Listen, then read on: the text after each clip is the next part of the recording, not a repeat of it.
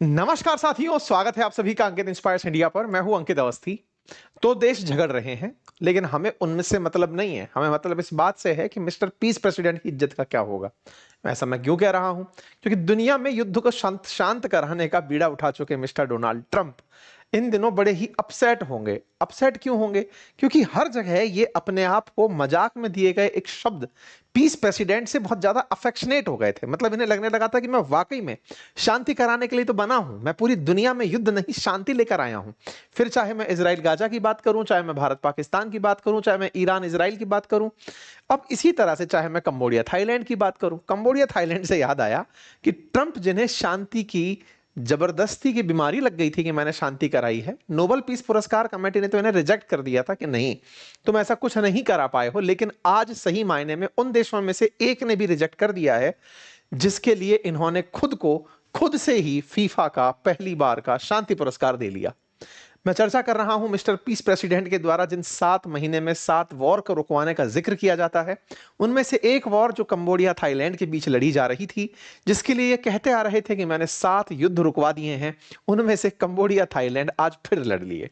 यहां पर हेडलाइन देख सकते हैं कि लाइव कॉन्फ्लिक्ट अपडेट चल रहा है। एयर स्ट्राइक हो रही है कंबोडियन मिलिट्री के ऊपर। थाईलैंड के द्वारा कंबोडिया के ऊपर लगातार गोलियां बरसाई जा रही हैं। वहीं दूसरी तरफ कंबोडिया भी थाईलैंड से बदला ले रहा है। ये जो हेडलाइंस आप देख रहे हैं, आप में से कुछ लोग हो सकता है ये कहें कि सर आप दो देश लड़ रहे हैं, उनसे मतलब नहीं है आपको, इनसे मतलब है कि इन्हें क्या असर पड़ा। देखिए, हमको सबसे मतलब है, हम सब कवर करेंगे, लेकिन केवल ये बताने का प्रयास करेंगे कि ये व्यक्ति केवल और केवल माहौल बनाने के लिए ही काम करते हैं। माहौल के अलावा ग्राउंड रियलिटी इतनी की बेकार है कि कोई भी देश इनकी बात मानने को तैयार नहीं है। चाहे रशिया यूक्रेन हो, फिर चाहे अब आपको थाईलैंड कंबोडिया दिख जाएं, भारत पाकिस्तान भी बिल्कुल उतने ही हॉस्टाइल हुए बैठे हैं। कुल मिलाकर ये आत्ममुग्ध जरूर हैं। खैर, अब इन्हें छोड़ते हैं, आगे बढ़ते हैं। चर्चा ये है कि थाईलैंड और कंबोडिया के बीच में फिर से हिंसा भड़क गई है और सोमवार सुबह थाईलैंड ने कंबोडिया के कई ठिकानों पर एयर स्ट्राइक की, जिनमें से कुछ सैन्य ठिकाने भी शामिल थे। एक बार मैं मैप से बता दूं कि हम कहां की बात कर रहे हैं। तो हम बात कर रहे हैं आसियान कंट्रीज में से 2 देश, थाईलैंड और कंबोडिया की। अगर आप भारत के दक्षिण पूर्व की तरफ अगर चलते हैं तो ये देश दिखाई देते हैं। यहां पर थाईलैंड और उसके ऊपर ही आपको कंबोडिया नजर आता है। कंबोडिया और थाईलैंड जब आप दोनों को नजर से देखते हैं, इन दोनों देशों में तकरार चल रही है और ये थाईलैंड कंबोडिया लाओस के बीच में यहां पर एक ट्रायंगल बनता है, जो कि इस समय चर्चा का विषय बना हुआ है, जिसकी हम आपके साथ में आज के सेशन में जिक्र कर रहे हैं। मैं मार्क करके मैप पर भी आपको कुछ जगहों को बताता चलूंगा ताकि आप उन्हें अच्छे से देखते चलें। चलिए, अब मैं और थोड़ा मैप को आगे लेकर चलता हूं तो आपको ये थाईलैंड और कंबोडिया का मैप दिखाई देगा। थाईलैंड, कंबोडिया और तीसरा देश है लाओस, जो आपस में एक दूसरे के साथ बॉर्डर साझा करके कनेक्टेड हैं। सुर्खियां बनना शुरू होती हैं यहां पर कि Cambodian defence ministry spokesperson, Thai troops opened fire Cambodian forces. यहां पर न्यूज आती है लोगों के ट्विटर हैंडल के थ्रू कल दोपहर से कि कंबोडियन डिफेंस फोर्सेस के स्पोक पर्सन ने कहा है कि थाईलैंड की फोर्सेस ने हम पर गोलीबारी शुरू कर दी है। कल शाम तक कंबोडिया की तरफ से अपडेट आने शुरू होते हैं। जानकारी ये तक निकल कर आती है कि थाईलैंड अपने F-16 से कंबोडिया पर निशाने लगा रहा है। अब F-16 जो फाइटर जेट है, जिसको कि अमेरिका के द्वारा इन्हें कभी बेचा गया होगा, अगर वो F-16 फाइटर जेट से इन्हें टारगेट करने निकला है, इसका मतलब थाईलैंड कंबोडिया से कुछ ज्यादा ही खफा होगा, क्योंकि F-16 का विक्रेता अमेरिका ही है। वर्ल्ड वाइड फिर यह खबर फैलना शुरू होती है। कंबोडिया रिटेलिएट करने निकल पड़ता है और लोगों की भागती हुई तस्वीरें बाहर आती हैं। लोग अपनी गाड़ियों से सवार होकर के दौड़ते हुए दिखाई देने लगते हैं। आज सुबह सुबह 2 थाई सोल्जर्स के भी घायल होने की खबर आने लगती है। न्यूज बनने लगती है, दुनिया के अंदर चलना शुरू होता है कि थाईलैंड के विदेश मंत्री, थाईलैंड के जो डिफेंस मिनिस्टर हैं, उन्होंने भी अपने सैनिकों के घायल होने की बात कर दी है। तस्वीरें आती हैं बॉर्डर पर होते हुए क्लैशेस की, कुछ इस तरह से बॉम्बार्डमेंट होते हुए कि स्कूलों की छुट्टी होती हुई दिखाई देती है, घरों पर मोर्टार शेल दागे जाते हैं, तस्वीरें बाहर आती हैं, लिखना होता है कि लोग मर रहे हैं, गिर रहे हैं, घायलों की तस्वीर आती है, तमाम चीजें हो रही हैं। तस्वीरों में सबसे ऊपर था कंबोडिया के सिविलियंस का अपनी बॉर्डर एरियाज को छोड़कर जाना। आप तस्वीरों में ये देख सकते हैं कैसे ये लोग अपने अपने जगहों को छोड़ करके जाते हुए आपको दिखाई पड़ रहे हैं। ये अपनी जगह को छोड़ते हुए और इस तरह से शरण लेकर सुरक्षा प्राप्त करते हुए दिखाई देते हैं।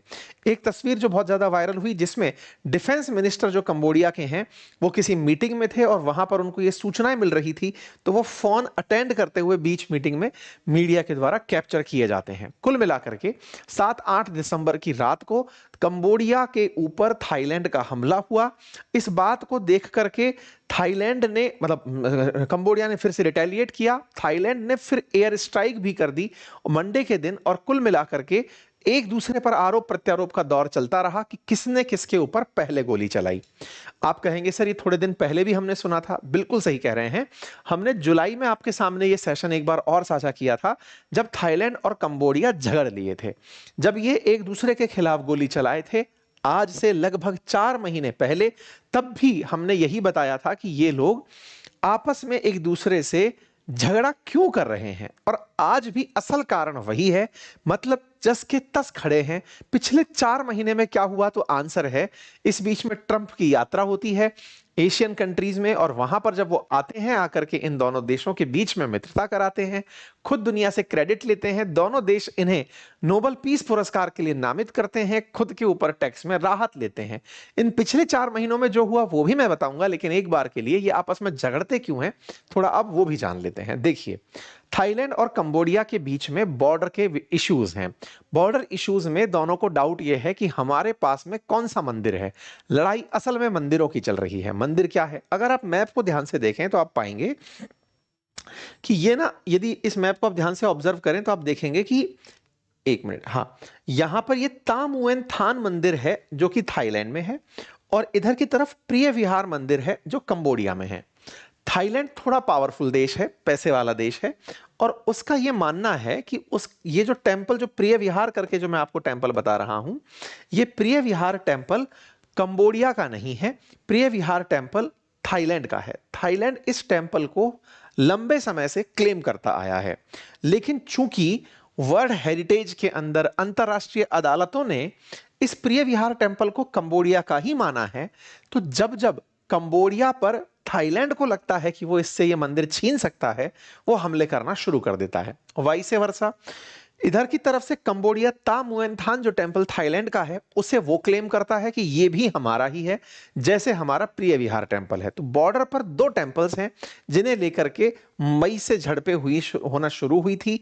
मई की झड़पों को हमने तब भी कवर किया था, और आज तक वहीं से आज सारी कहानी चलती आ रही है। प्रिय विहार जो टेंपल है, अंतरराष्ट्रीय स्तर पर जब ये न्यायालयों में पहुंचा, तो इस टेंपल को कंबोडिया का ही टेंपल कंसीडर किया गया। अब इसके पीछे की ऐतिहासिकता क्या है? ऐतिहासिकता है यहां पर हुए राज की। ऐतिहासिक रूप से ये दोनों एक ही राजघराने के अधीन कभी आते थे, लेकिन बाद में समय बीतता गया, दोनों पार्टीज अलग होती गई। कुछ लोग थाईलैंड में बस गए, कुछ लोग कंबोडिया में बस गए। कंबोडिया के अंदर ये टेंपल रह गया।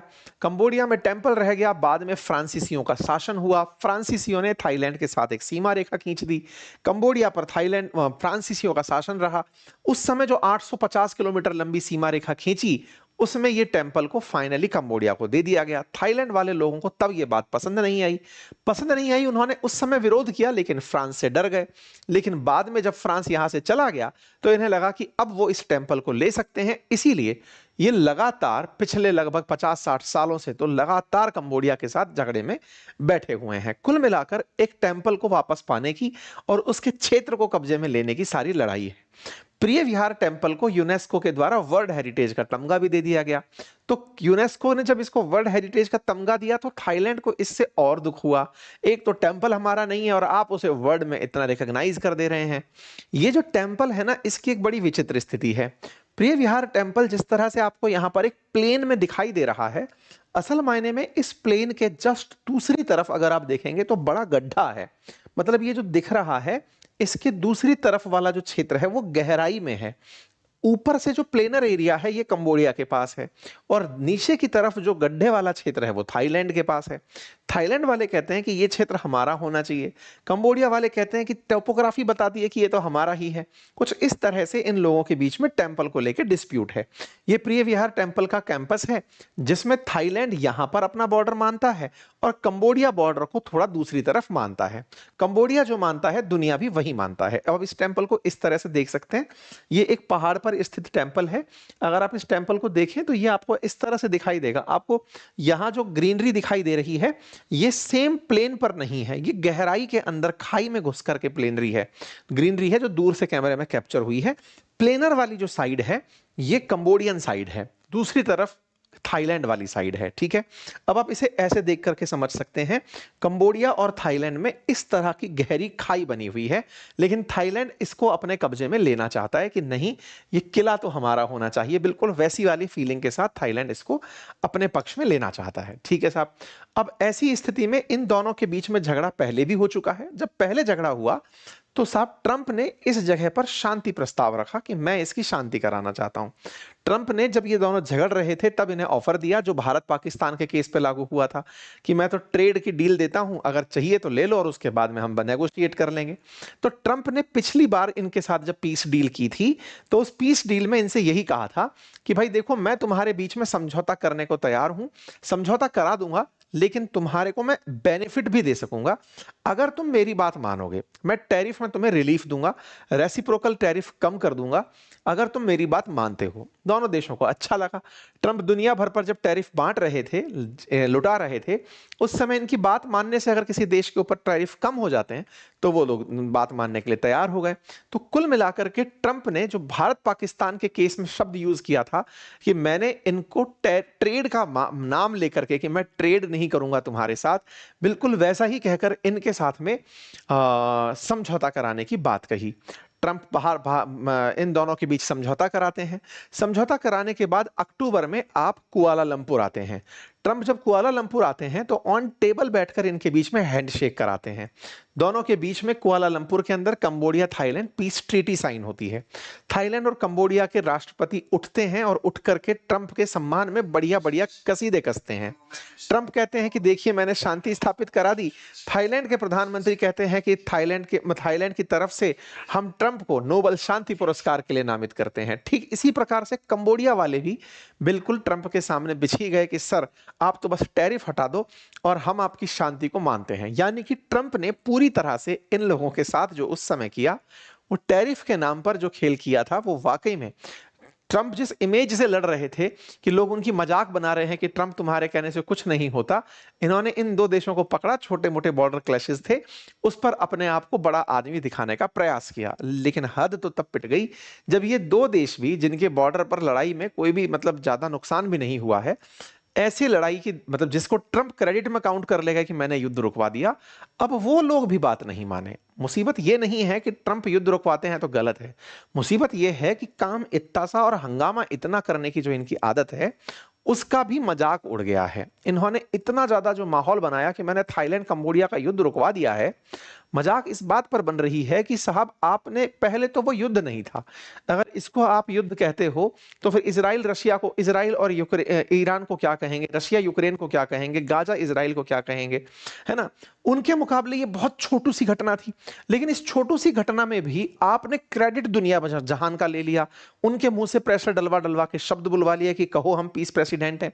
ये सब खेल जब हुए तो इस बात से अब उनकी मजाक बनना शुरू हो रही है। पुराने जो ट्वीट्स हैं इनके ट्रंप के, उनके नीचे जाकर के लोग इन्हें खींच रहे हैं। इतना ही नहीं, लोगों का ऑब्जर्वेशन ये भी निकल कर आ रहा है कि थाईलैंड को इसकी वजह से बहुत नुकसान होगा, क्योंकि कंबोडिया जब रिटेलिएट करेगा, थाईलैंड की बड़ी इकोनॉमी पर्यटन पर निर्भर करती है। जिन आइलैंड्स पर थाईलैंड में लोग घूमने जाते हैं उन आइलैंड्स को टारगेट किया जा सकता है, और ऐसे में कंबोडिया थाईलैंड दोनों में से थाईलैंड को जो टूरिज्म मिलता है उसको वो बहुत बुरी तरह बाधित होता हुआ दिखेगा। यही कारण है कि अमेरिकी अखबार इसे लिख रहे हैं कि जो ट्रंप की पीस डील थी ना वो टूट चुकी है। इस बात को लेकर के Trump brokered peace deal break, Thailand attack Cambodia, इस तरह की खबरें चलना शुरू हो रही हैं। 4 लाख से अधिक लोग विस्थापित हो चुके हैं, ऐसी हेडलाइन बनकर आ रही है। कुल मिलाकर के झगड़े एक मंदिर के हैं, लेकिन ट्रंप ने जो माहौल बना करके दुनिया में अपने आप को स्थापित किया था, सवाल ट्रंप से ज्यादा पूछे जा रहे हैं। यानी हेडलाइन में कंबोडिया थाईलैंड का झगड़ा किसी के लिए इंटरेस्ट का विषय नहीं है, बोले लड़ रहे होंगे, दो पड़ोसी हैं, लेकिन ट्रंप ने जिस तरह का शो किया था ना, लोग वही से हेडलाइन लेकर आ रहे हैं कि साहब ट्रंप की किसी ने नहीं मानी। खबर इसलिए ज्यादा बड़ी हो जाती है, ठीक है। और ऐसा नहीं है पहली बार है, थाईलैंड बीच में भी ये मतलब एक बार के लिए ऐसी हरकत कर दिया था। खैर कुल मिलाकर के दोनों देश अपनी अपनी झगड़े में हैं। थाईलैंड का आरोप है, मतलब आप में से पहला सवाल ये बन सकता है कि अचानक ऐसा क्यों हुआ। भाई ये तो बहुत बड़ा सवाल है, अचानक थाईलैंड कंबोडिया पर हमले क्यों कर दिया। थाईलैंड का मानना था कि कंबोडिया वाले लगातार बॉर्डर पर अपनी सेना एकत्रित किए जा रहे थे और हम पर बड़े हमले की प्लानिंग कर रहे थे, इसलिए हमने उन पर हमला किया। मतलब ये वो वाली बात है कि आपसे कहा गया, जैसे इजराइल कई बार करता है कि इजराइल आपने ईरान पर हमला क्यों किया, बोले हमें डर था कि वो न्यूक्लियर बम बना रहे हैं, हम पर बम फेंकेंगे, हमने इसलिए हमला कर दिया। बिल्कुल वैसे ही थाईलैंड कंबोडिया पर हमला इसलिए किया, बोले हमें लगा कि वो हमारे खिलाफ प्लानिंग कर रहे हैं, ये तो हमारे लिए बहुत ही अच्छा ग्राउंड है, भारत के लिए तो पाकिस्तान पे हमला करने का, कि साहब वो तो हमारे खिलाफ तैयारी कर रहे थे तो हमने हमला कर दिया। तैयारी करने पर ही थाईलैंड कंबोडिया पर हमला कर दिया कि हमारे खिलाफ तैयारी कर रहे थे, बोले बॉर्डर पे वो बहुत सारे सैनिक लेकर आ गए थे तो हम हमला करने चले गए। कुछ वैसी वाली बात इन्होंने की। कंबोडिया ने कहा कि ये हरकत कर रहे हैं जबरदस्ती युद्ध को उकसाने की, ऐसा कुछ भी नहीं था। कंबोडिया के पास तो टैंक हैं, थाईलैंड के पास भी लड़ाई के सामान है, सब लोग अपना अपना सामान दिखा रहे हैं, इसमें क्या दिक्कत है। खैर कुल मिलाकर के इसको प्रवोक करने वाली घटना कहा जा सकता है, इससे ज्यादा असर और कुछ नहीं है। कुल मिलाकर अगर बात की जाए कि दोनों देशों को क्या नुकसान होगा, तो ट्रंप आने वाले समय में हो सकता है कि इनके ऊपर फिर से टैरिफ टैरिफ खेलना शुरू करें। युद्ध भले ही रुकवा दें, लेकिन इंसल्ट बड़ी हुई है। बाकी आप लोग इसे कैसे देखते हैं जरूर बताइएगा। ट्रंप के बहुत से फैसले ऐसे हैं जिनसे पूरी तरह दुनिया परेशान चल रही है, चाहे जापान की परेशानी हो, चाहे तमाम चीजें हो, ट्रंप का प्रभाव खत्म हो रहा है। और प्रभाव खत्म हो रहा है का मेरा औचित्य है कि जब आप ऐसे युद्ध जिनको आपने ब्रोकर कराने के नाम पर बहुत ढिंढोरा पीटा हो, अगर वो आपकी बात नहीं मान रहे हो। मैं आपको इंटरेस्टिंग एक फैक्ट बताता हूं, यूएस और थाईलैंड के बीच में और कंबोडिया के बीच में आप व्यापार देखेंगे तो यहां पर US goods trade deficit Cambodia के साथ $12.3 बिलियन का है। यूएस कंबोडिया से $12.6 बिलियन का सामान मंगाता है। ऐसे ही थाईलैंड से ये $63.3 बिलियन का सामान मंगाता है। मतलब पैसे के मामले में यूएस कमाकर दे रहा है इन दोनों देशों को, फिर भी ये देश इनकी बात नहीं मान रहे हैं। ये दर्शाता है कि ट्रंप कहीं ना कहीं अपनी पॉलिसीज में इंप्लीमेंटेशन को लेकर के बहुत ही कमजोर राष्ट्रपति सिद्ध होंगे। खैर फिलहाल के लिए तो इतना ही। बाकी आप लोग इस विषय पर क्या सोचते हैं। युद्ध होना अच्छी बात नहीं है, लेकिन भारत के लिए इनकी जो डिसिसिवनेस है उस पर सवाल खड़े होना अच्छी बात है, क्योंकि भारत पाकिस्तान के केस में इन्होंने बहुत फेकबाजी की थी। हमें इसीलिए इनके साथ जब कुछ ऐसा हो रहा होता है आनंद की प्राप्ति होती है। बाकी आप लोगों को क्या लगता है जरूर कमेंट बॉक्स में बताइए। फिलहाल के लिए इतना ही। बाकी फ्री डीमैट अकाउंट के लिए लिंक कमेंट बॉक्स में दिया हुआ है। स्टॉक मार्केट की लर्निंग और म्यूचुअल फंड्स में इन्वेस्टमेंट अगर करना चाहते हैं तो मेरे रिकॉर्डेड कोर्स उपलब्ध हैं बातें बाजार की एप्लीकेशन पर, उन्हें जाकर के आप एक्सेस कर सकते हैं पूरे 1 साल की वैधता के साथ। Thank you so much.